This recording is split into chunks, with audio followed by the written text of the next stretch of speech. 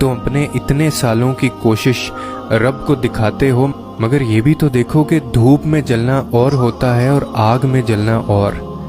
धूप में मिट्टी का घड़ा सालों भी पड़ा रहे ना तो कच्चा ही रहता है, उस पे बारिश की जाए तो वो घुलकर ख़त्म हो जाता है, और अगर उसके अंदर कुछ भी डाल दिया जाए वो तब भी टूट जाता है।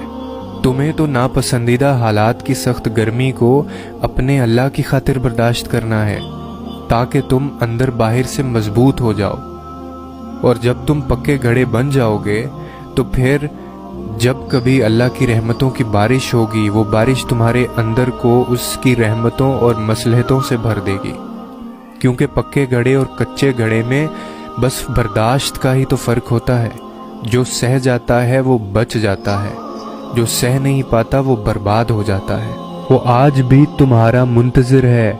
अल्लाह रब्बुल इज़्ज़त तुम पर तुम्हारी रज़ा के रास्ते तब बंद करता है जब वो चाहता है कि तुम उसके रास्ते पर दौड़े चले आओ। वो तुम्हारी दुआएं इसलिए अपने पास संभाल लेता है ताकि तुम उनकी इल्तिजा लेकर बार बार उसके रूबरू जाओ। वो अगर आजमाइश देता है तो तुम्हें इस पर पूरा उतरने की हिम्मत भी देता है।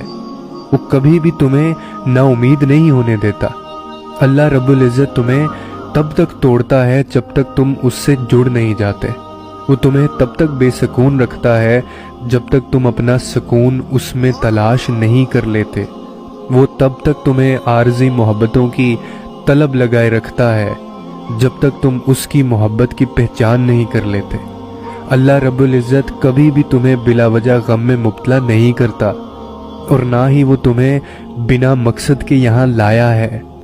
अगर इन बेशुमार लोगों में से तुम्हें दुआ की तौफीक दे रहा है तो जान लो कि वो चाहता है कि तुम उसे मनाओ और वो तुमसे राज़ी हो जाए।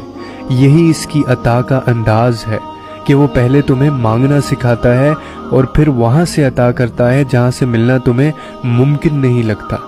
वो तुम्हें तुमसे गुजार कर ही खुद तक लाता है। वो तुम्हें पहले तुम्हारी पहचान करवाता है, फिर अपना पता देता है।